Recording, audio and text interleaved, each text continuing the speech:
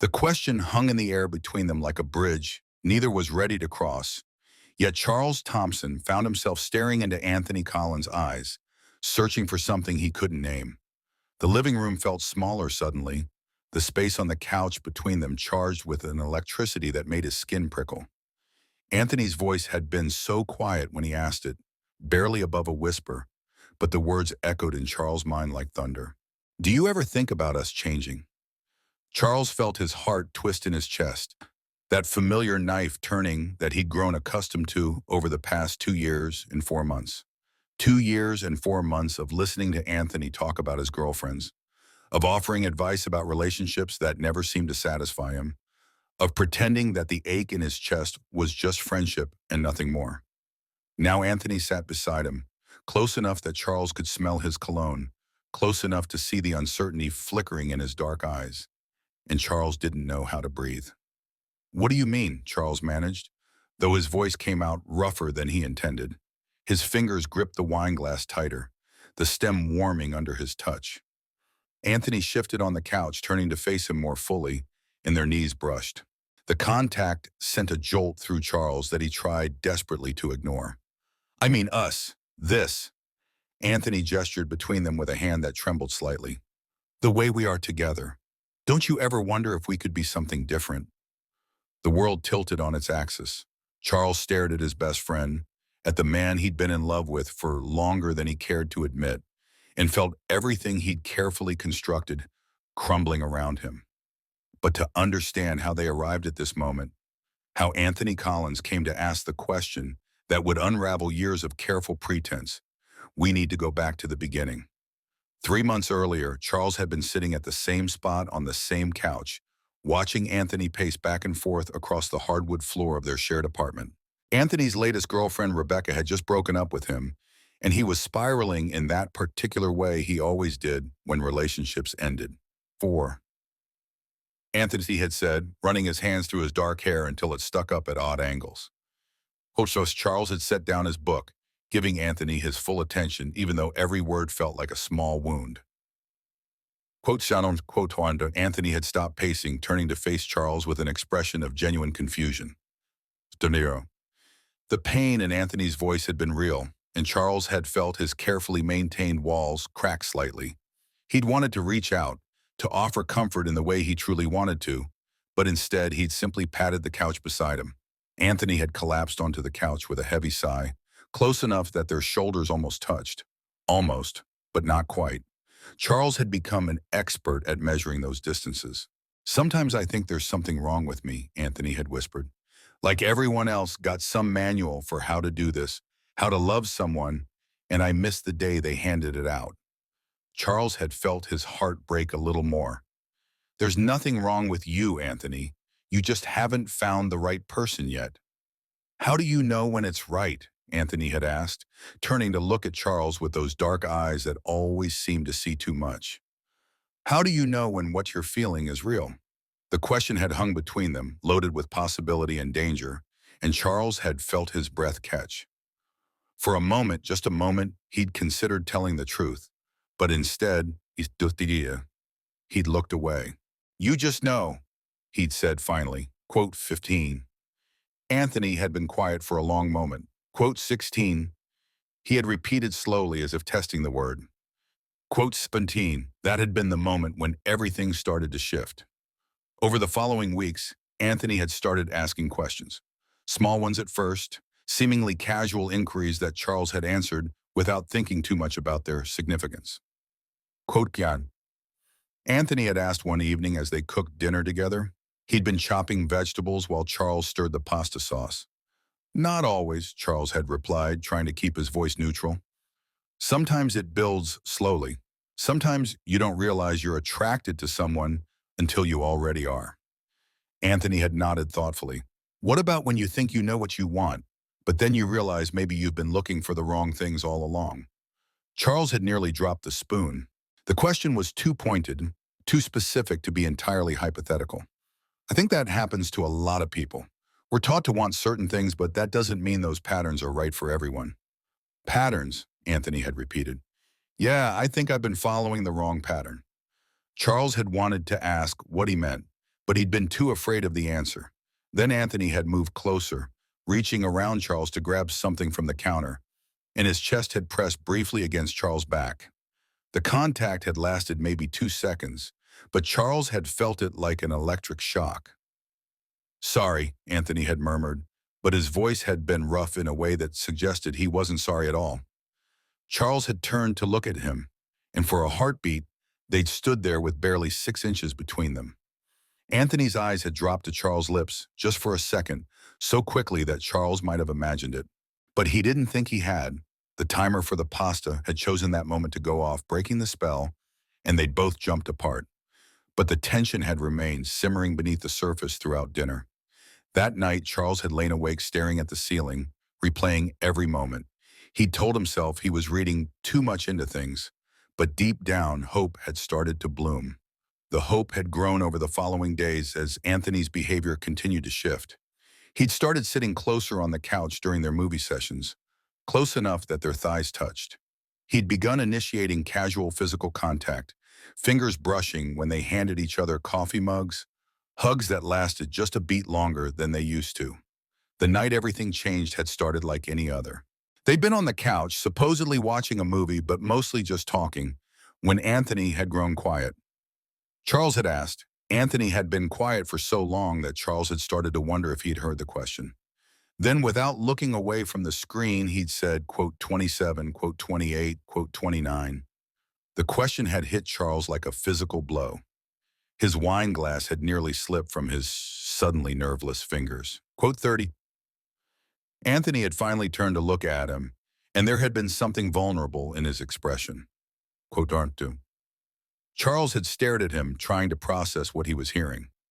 Quote, Bersham. The words had slipped out before Charles could stop them, but Anthony hadn't looked shocked. Instead, something that might have been relief had flickered across his features. Both, I guess, Anthony had said quietly.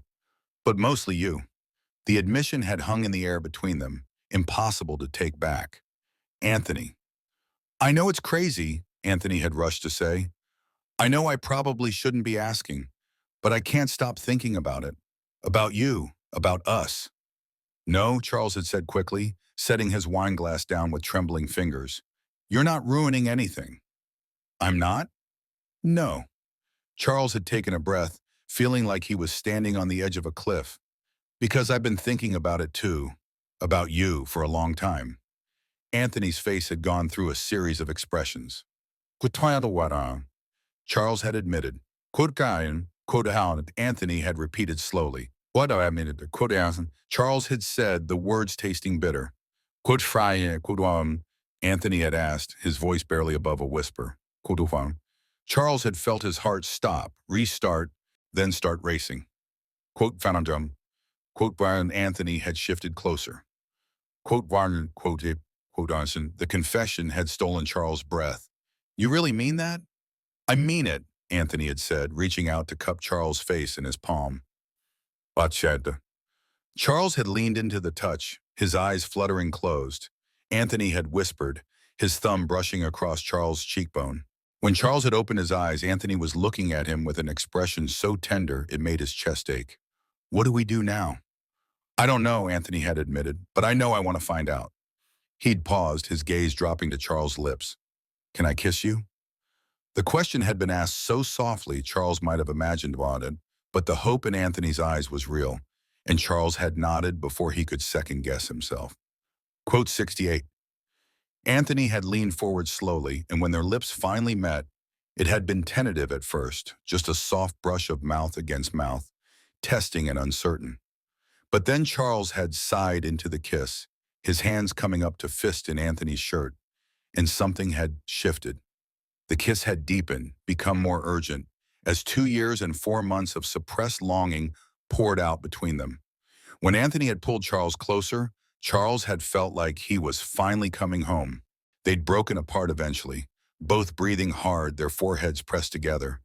Anthony's eyes had been wide with wonder. Wow, Anthony had whispered. Yeah, Charles had agreed. Wow. That felt right, Charles had finished. It felt right. It did. Anthony had smiled then, soft and genuine. It felt like breathing. Charles had laughed, remembering his own words from weeks before. Natural, like breathing. Exactly. Anthony had kissed him again, quick and sweet. Charles, I think I've been an idiot. Only think? Anthony had laughed, the sound bright and free. Okay, I know I've been an idiot.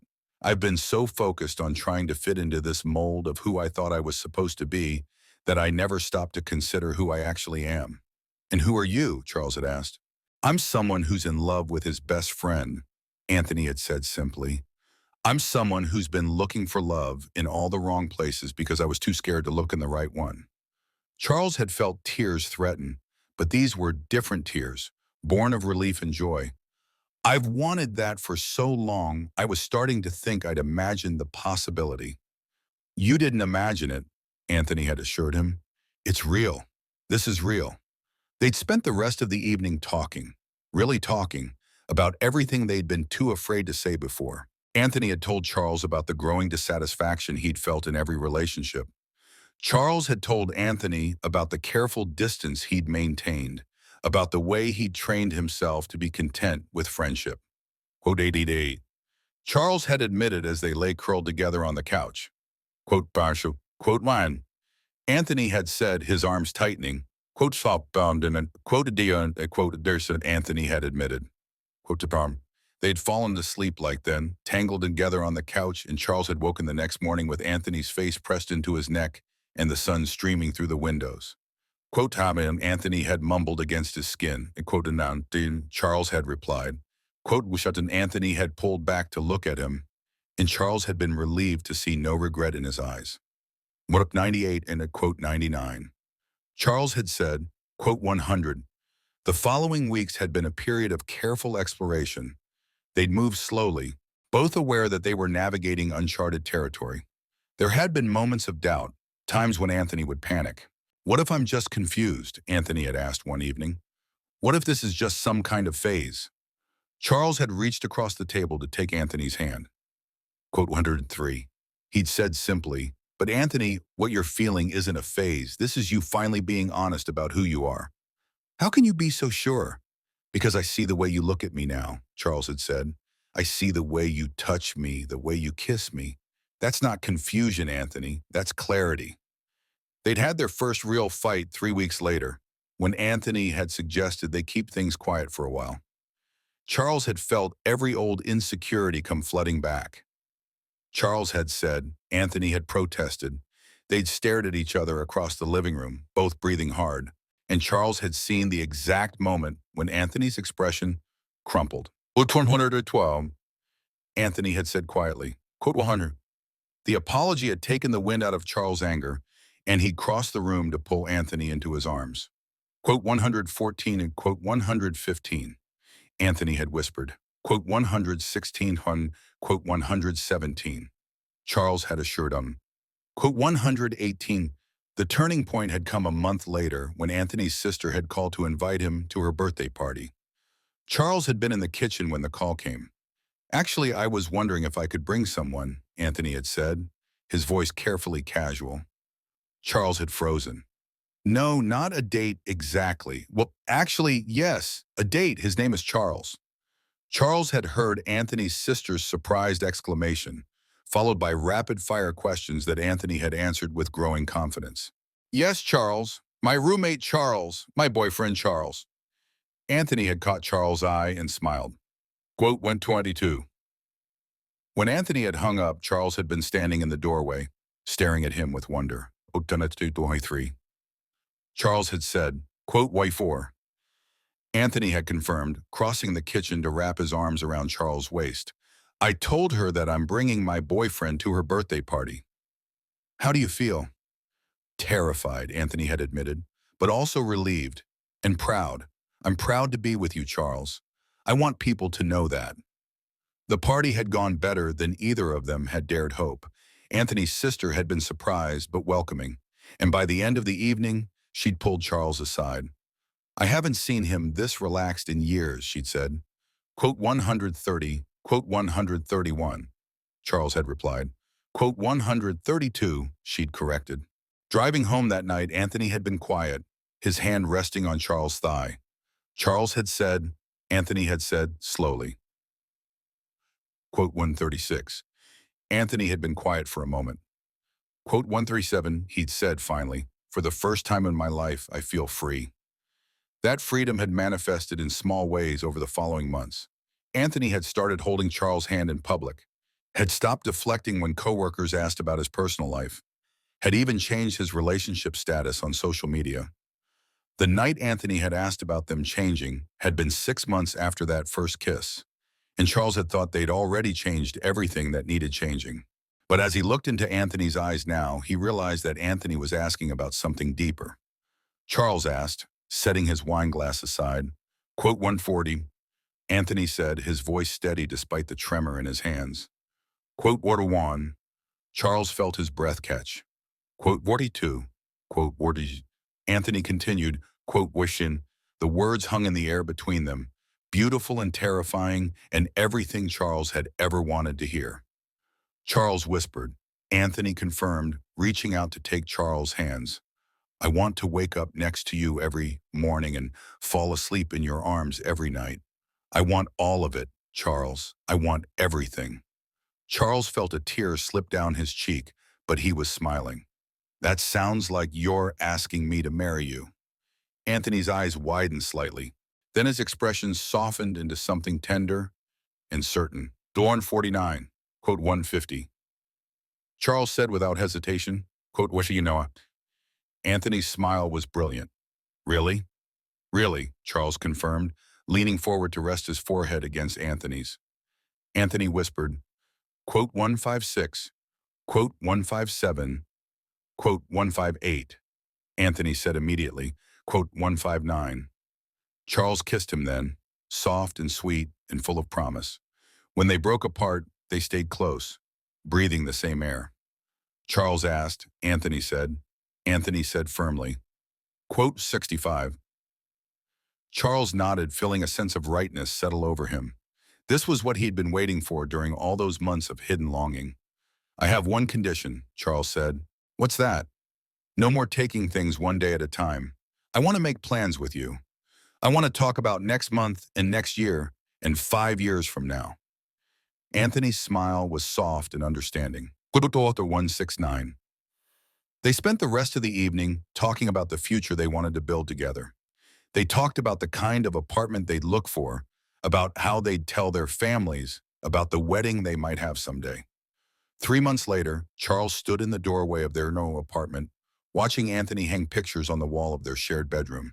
Their bedroom, not Anthony's bedroom that Charles sometimes slept in, but the room that belonged to both of them.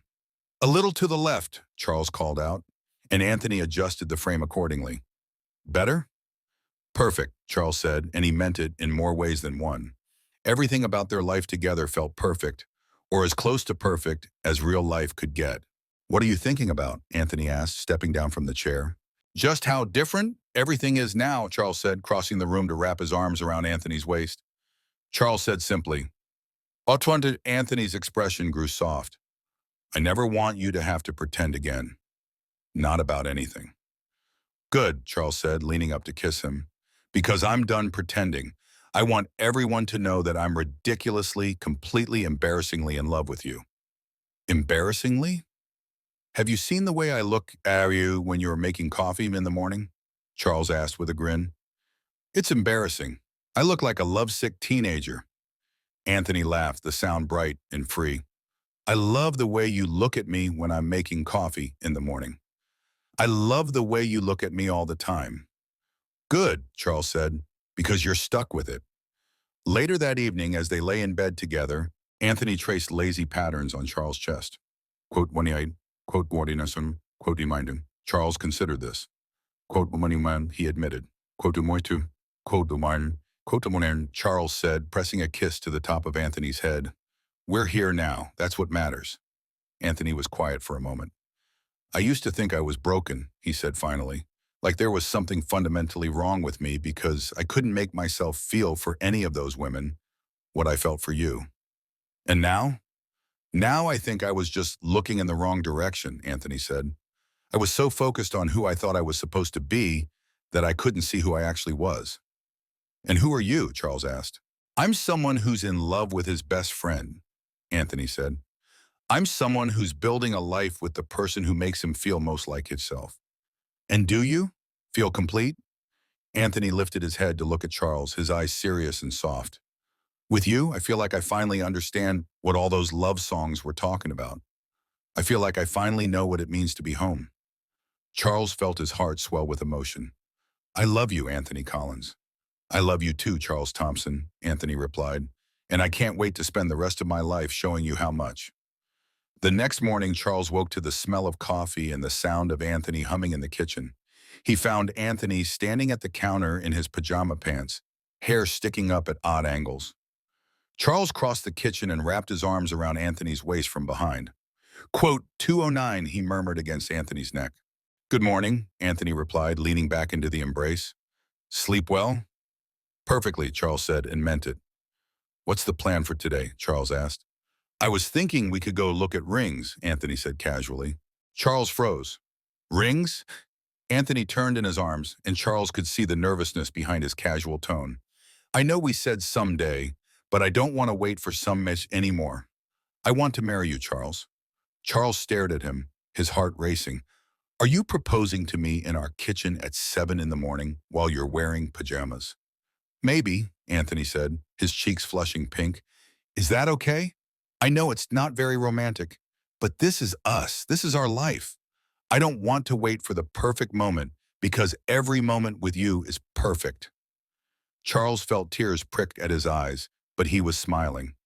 Anthony Collins, are you asking me to marry you? Charles Thompson, Anthony said, taking his hands. Will you marry me? Yes, Charles said without hesitation. Yes, absolutely, completely, ridiculously, yes. Anthony's smile was brilliant as he pulled Charles into a kiss that tasted like coffee and promises and forever. Mutana, Charles said. Quote 226, Anthony replied. Quote 27. 6 months later, Charles stood at the altar of a small church, watching Anthony walk down the aisle toward him. Anthony was radiant in his dark suit, his smile bright enough to power the entire building, and Charles felt his breath catch in his throat. When Anthony reached the altar, he took Charles' hands in his, and for a moment, they just looked at each other, both grinning like idiots. Hi, Anthony whispered. Hi, Charles whispered back. The ceremony was simple and beautiful. They'd written their own vows, and when it came time to speak them, Anthony went first. Quote 230, he began. Quote 231. Charles was crying by the time Anthony finished, and when it was his turn to speak, his voice was rough with emotion. He said, when the officiant pronounced them married, the kiss they shared was soft and sweet and full of promise. The reception was held in the church hall. During their first dance, they swayed together to a song about finding home in another person. Anthony asked quietly, quote 235. Charles replied, quote 236, quote 237. Anthony said firmly, quote 238, issue was to quote 239, quote 240, Anthony confirmed, quote 241. As the evening wound down, Charles and Anthony found themselves alone on the dance floor, still swaying to music that was no longer playing. Quote hot, Charles asked. Quote tarsh, Anthony said with a grin. Quote twarf, quote fine to quote tine, Anthony said. Quote Charles considered this. Quote tine, quote tron, Anthony said with mock arrogance, then laughed when Charles swatted his shoulder. Quote twin, Anthony pointed out. Quote Bonnie, quote tron, Charles said, pulling him closer. Quote 253, quote do farm, Anthony said, quote quote tossin, quote tuffin, Anthony said, sealing it with a kiss. 1 year later, Charles woke up in their bed on a Tuesday morning in October. Anthony was already awake, watching him sleep. Charles mumbled. Quote Davans, Anthony corrected. Quote to 60, Anthony laughed. Quote ton, Charles' eyes fluttered open and he smiled. Happy anniversary. It had been exactly 1 year since Anthony had first asked about them changing, 1 year since the question that had shifted everything. I got you something, Anthony said, reaching over to the nightstand. Anthony, we said no gifts. It's not really a gift, Anthony said, pulling out a small wrapped package. It's more like a reminder. Charles unwrapped the package to find a small framed photo from their wedding day. It was a candid shot showing them on the dance floor, lost in their own world, looking at each other like they were the only two people in the universe. I love it, Charles said softly. But why a reminder? Because I never want us to forget how it felt to find each other, Anthony said. I never want us to take this for granted. Charles looked up at him, his heart full. I could never forget. This is the best thing that's ever happened to me. They spent the morning in bed, talking and laughing and making love with the lazy contentment of people who knew they had all the time in the world. That evening, they opened a bottle of wine, curled up together on their couch, and talked about the year that had passed. Do you ever wonder what would have happened if you'd never asked that question? Charles asked. Anthony was quiet for a moment. Sometimes, he admitted. But then I remember that I was already falling in love with you. I think we were always going to end up here. You really believe that? I do, Anthony said firmly. I think some things are just meant to be. I think we were meant to be big. Charles leaned into him. I like that idea. Do you ever think about us changing? Anthony asked suddenly, repeating the question that had started it all. Charles smiled, recognizing the echo. Every day, he said, but not the way you mean. I think about us growing together, learning together, building something even more beautiful than what we already have. And what do you think that looks like? Charles thought about it, imagining their future stretching out ahead of them. I think it looks like more mornings like this, more quiet evenings and shared laughter, and the kind of love that gets stronger with time instead of weaker. I think it looks like forever. Forever sounds good, Anthony said. Forever sounds perfect, Charles agreed. 5 years later, Charles stood in the kitchen of their house, making coffee, when Anthony appeared in the doorway, already dressed for work. Good morning, husband, Anthony said, crossing the kitchen to kiss Charles' cheek. Charles replied, handing him a steaming mug. Quote Tana's quote 89, Anthony said, then paused. Quote Tuanu, Charles turned to look at him, eyebrows raised. Quote Tuanu, quote Twandusum, Anthony said, his voice carefully neutral. Quote Tomayerman, Charles felt his heart skip. They had been on the waiting list for 6 months. And there's a birth mother who wants to meet us, Anthony said, his careful neutrality cracking to reveal excitement. She's due in 3 months, and she specifically requested a same-sex couple. Charles stared at him, the coffee mug forgotten in his hands. Really? Really, Anthony confirmed. Charles, we might be dads in 3 months. The mug slipped from Charles' nerveless fingers, shattering on the kitchen floor. But neither of them moved to clean it up. Instead, Charles launched himself across the kitchen and into Anthony's arms. We might be dads, Charles repeated, the words feeling surreal. Are you ready for that? Anthony asked. With you, I'm ready for anything, Charles said without hesitation. 3 months later, they brought their daughter home. Emma Rose Thompson Collins was perfect, tiny and wrinkled, and absolutely beautiful, and Charles fell in love with her the moment he held her in his arms. She's perfect, he whispered, tears streaming down his face. She's ours, Anthony said, his own voice thick with emotion. She's ours, Charles agreed. Parenthood was everything they'd expected and nothing like they'd imagined. It was harder than they'd thought it would be, more exhausting and more wonderful and more terrifying all at once. But they navigated it together the same way they'd navigated everything else. Emma was 6 months old when Anthony brought up the question again. Do you ever think about us changing? He asked one evening as they sat on the couch, Emma sleeping peacefully in Charles' arms. Charles asked, quote 308, Anthony said, gesturing to their living room, now filled with baby toys and all the beautiful chaos of new parenthood. Quote 309. Charles looked down at Emma, at her tiny perfect face. Quote 301 and quote 311, Anthony admitted. Quote 312, quote Marsh, Anthony said, his voice soft with wonder. Quote Barta, Charles felt his heart swell. Quote Bond, Anthony said. Quote Charles agreed. As Emma grew, so did their family. They adopted a son, Michael, when Emma was 2, and suddenly their quiet house was filled with the chaos and joy of 2 small children. Quote 3 was dying, Anthony asked one evening after they'd finally gotten both kids to bed. The quiet, the ability to have a conversation without being interrupted? Charles considered the question seriously. Their life was certainly different now, fuller and louder and more complicated. But as he looked around their living room at the toys scattered across the floor and the family photos covering every surface, he felt nothing but contentment. No, he said finally, I love our life exactly as it is.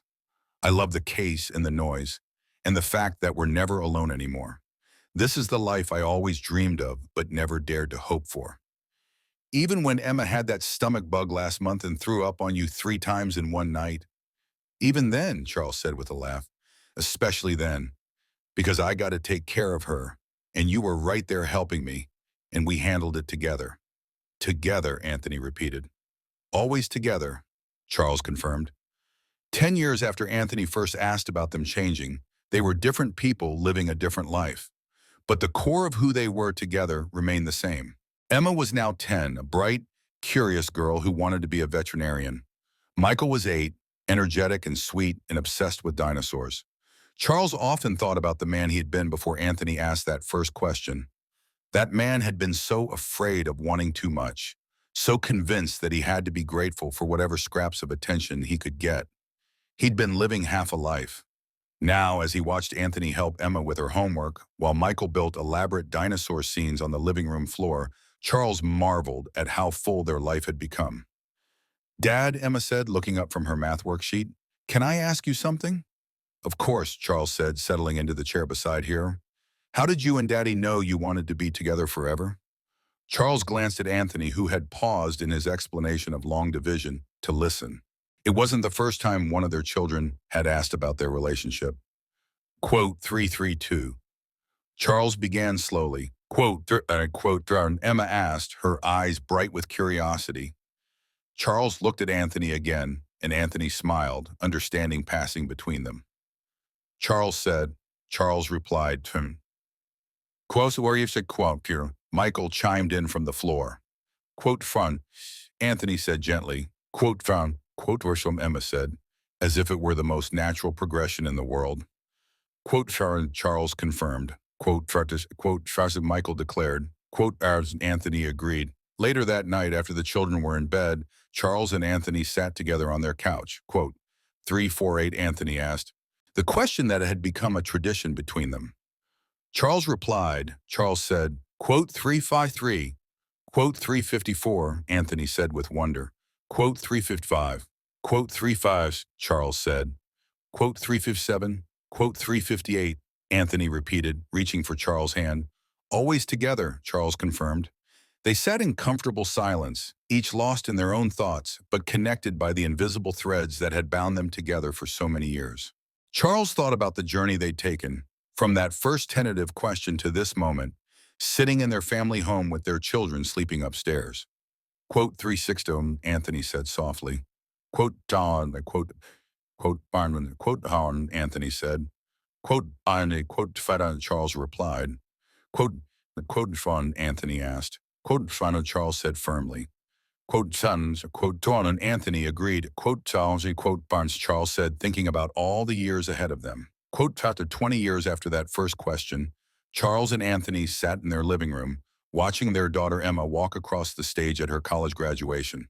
She was 21 now, beautiful and confident and ready to take on the world. Michael, 19 and in his sophomore year, cheered loudly from beside them.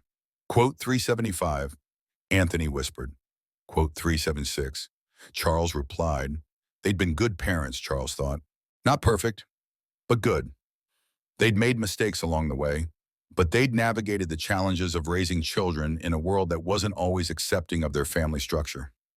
Emma had never known a world where having two fathers was anything but normal, but she'd grown up aware that not everyone saw families like theirs as valid. She'd become an advocate, strong and articulate in defending the love that had created her family. Anthony asked, Charles said, watching Emma hug her friends, her face radiant with joy. Quote 379. After the ceremony, they went out to dinner to celebrate. Charles watched his family, listened to the easy banter between his children, and the way Anthony's face lit up when he laughed at one of Michael's jokes, and felt a deep sense of gratitude. Quote 315, Emma asked as they shared dessert. Quote, Anthony said with a smile. Quote 383, she asked, looking between her fathers. Quote, Charles and Anthony exchanged a look, one of those wordless communications that came from 20 years of marriage. Quote, Charles said finally. Quote, quote, Michael asked. Quote, Quote, Anthony said with a laugh. Quote, Ron, Emma said, her tone suddenly serious. Quote 391. Charles felt his heart skip. Quote 390. Quote 393. Emma said, her face breaking into a huge grin. The table erupted in excitement as Emma showed them the ring and told them about her girlfriend, Sarah's proposal. Charles felt tears prick at his eyes as he listened to his daughter talk about the woman she loved. When? Anthony asked. Next summer, Emma said, and I want you both to walk me down the aisle. Charles felt the tears spill over then.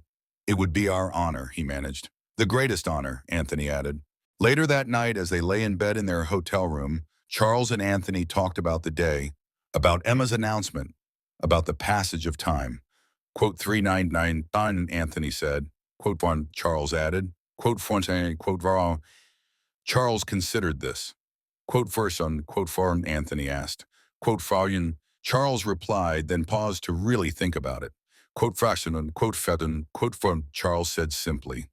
Quote frap and quote friend, Anthony said, pulling Charles closer. Quote 411. Charles agreed. They were quiet for a while, holding each other in the darkness. Charles thought about the long journey they'd taken, from that first tentative question to this moment. Charles, Anthony said softly. Yeah? I love our life. Me too, Charles said. Every messy, complicated, beautiful bit of it. Even the teenage years? Charles laughed. Even the teenage years. Even Michael's dinosaur obsession that lasted until he was 14. That was a phase? God, I hope so, Charles said. And they both laughed. As they drifted off to sleep, Charles thought about the question that had started it all. The answer after 20 years was still yes. But now the changes were different. Now they were about growing older together, about watching their children become adults, about the subtle shifts that came with a long, happy marriage. They were still changing, still growing, still becoming. But now they were doing it from a place of security and love and absolute certainty that whatever changes came, they would face them together. 30 years after Anthony first asked about them changing, Charles stood in their backyard, watching their son Michael help his 3-year-old daughter chase butterflies through the garden. Emma and her wife Sarah were setting up for the family barbecue, their twin boys running around with boundless energy. Anthony appeared at Charles' elbow, moving a little more slowly than he used to, but still steady, still strong. His hair was completely gray now, and there were lines around his eyes that spoke of decades of laughter and love. Charles knew he looked much the same. Anthony said. Charles replied, watching their granddaughter squeal with delight as a butterfly landed on her nose. Quote 423, quote 424, Anthony mused. Quote 420 feet on the quote 426, Charles said with a laugh. They stood together in comfortable silence, watching their family. Emma was now a successful veterinarian. Michael was a teacher, patient and kind. Both of their children had married people who loved them deeply, had built families based on the model of love and acceptance they'd grown up with. Do you think we did it right? Anthony asked. Look around, Charles said, gesturing to the chaos of their backyard, filled with children and laughter and love. I think we did better than right. I think we did beautifully. They were interrupted by their granddaughter, who came running over with a flower clutched in her tiny fist. Grandpa Charles! Grandpa Anthony! Look what I found! That's beautiful, sweetheart, Charles said, kneeling down to her level. What kind of flower is it? A love flower, she declared with the confidence of a 3-year-old. It's full of love. Just like our family, Anthony said, ruffling her hair. Just like our family, she agreed, then ran off to show her flower to her cousins. A love flower, Charles repeated. I like that. As the afternoon wore on, Charles found himself thinking about the journey they'd taken to get to this moment. From 2 confused young men sitting on a couch, afraid to name what they felt for each other, to this, grandparents surrounded by the family they'd built. Do you ever think about us changing? Anthony asked as they sat on their porch later that evening, watching the sunset. Charles considered the question as he always did. I think we've done all the changing we need to do, he said finally. Now I think about us continuing. I think about growing old together, watching our grandchildren grow up. Great-grandparents, Anthony repeated with wonder. Can you imagine? I can imagine all of it, Charles said. The good and the difficult and the beautiful and the bittersweet. I can imagine a lifetime of tomorrows, as long as you're in them. Even when I'm old and cranky and can't remember where I put my glasses? Especially then, Charles said. I'll help you look for your glasses, and you can help me remember where I put my keys. That sounds perfect, Anthony said softly. They sat in comfortable silence as the sun finished setting. Charles thought about the man he'd been 30 years ago, so afraid of wanting too much, so convinced he had to settle for whatever love he could get. That man could never have imagined this life, Anthony said as they prepared to go inside. Anthony said, quote 455, quote 56, Charles replied. Quote Fräulein, Anthony asked with a smile. Charles thought about it, looking at this man he'd loved for 3 decades. I think the next question is, what do we want our next 30 years to look like? Together, Anthony said immediately. Whatever they look like, I want them to look like together. Togethers, Charles agreed. Always together. As they headed inside, Charles felt the same sense of rightness he'd felt that first night when Anthony had asked about them changing. Some things were worth waiting for. Some questions were worth asking, even when you were afraid of the answer. Some changes were worth making, even when they turned your whole world upside down.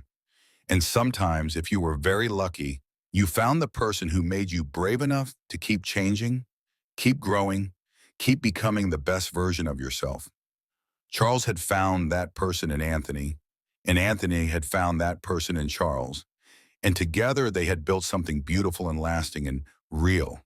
The question that had started it all had been answered not just once, but over and over again, with every choice they'd made to choose love over fear, truth over pretense, growth over stagnation. They had changed, both individually and together, and every change had brought them closer to who they were meant to be. Some love stories ended with a wedding, with a kiss, with a declaration of forever. But the best love stories never really ended at all. They just kept growing, kept changing, kept becoming something more beautiful with each passing day.